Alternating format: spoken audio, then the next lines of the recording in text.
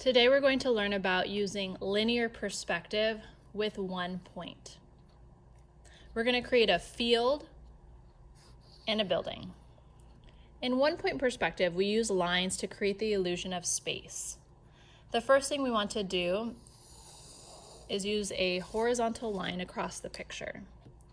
This is our horizon, or where the sky meets the ground. In one-point perspective, the artist uses a point, 1 point, and this is called the vanishing point.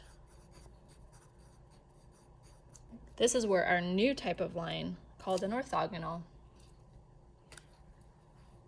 these lines are going to go to the vanishing point.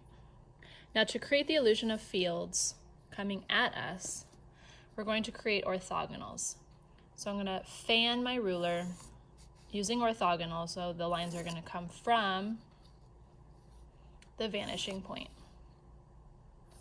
Remember, this is an illusion, so this would be a path going back into the distance, getting smaller and smaller until it vanishes in the back.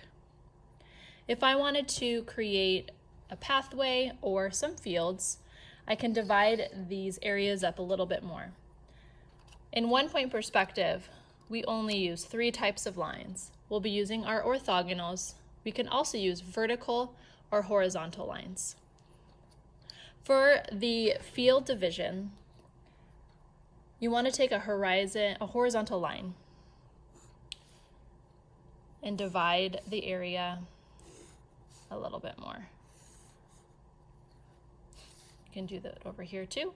Make sure you don't slant your ruler, but you want it perfectly horizontal. Because this is an illusion, it appears that the areas are skewed. This is correct. If I wanted to create a garden, I could also divide it further. I'm going to use orthogonal lines. Notice I'm going to the vanishing point. And I could also add texture or vegetation. Items closer to you will be a little bit bigger. As they recede a little bit further back, they'll get smaller and smaller. I can make more texture for the areas as well.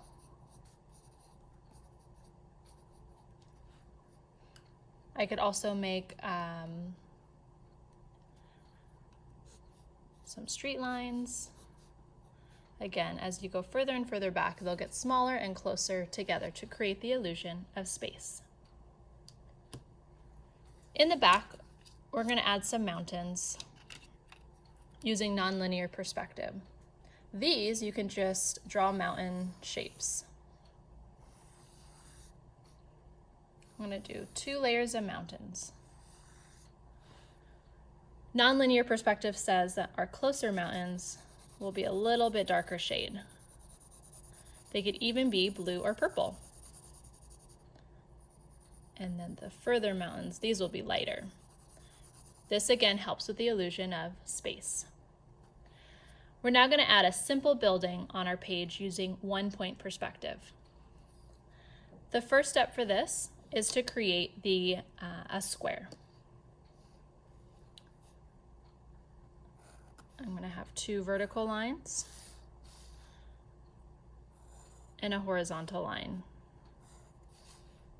I'm going to add a roof onto here, so I'll put a triangle above my shape. Right now it's just flat, but I'm going to use my one-point perspective to create the dimension. I'm going to take the corners closest to the vanishing point and lightly connect. I'm going to end up erasing some of these lines, so draw them lightly. So I'm going to use the vanishing point as a reference.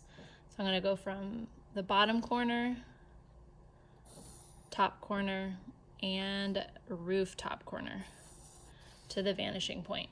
So you can see that this would extend all the way over. To close the back of my house up, I'm going to copy the lines that I have in front. So I have a vertical line here. I'm going to decide how big I want my house, and I'll draw a vertical here. To close the roof line, I have a slant. So I'm then going to slant for the roof line. Because these lines were just a guideline, I could then erase the remaining orthogonals. That's why we drew them light. They're just a guide. If I wanted roof texture, I'd also have this to use orthogonals. Let's add a door and a window. Adding a door or window on the side of a building is a little bit different. We'll save that for another video. Enjoy!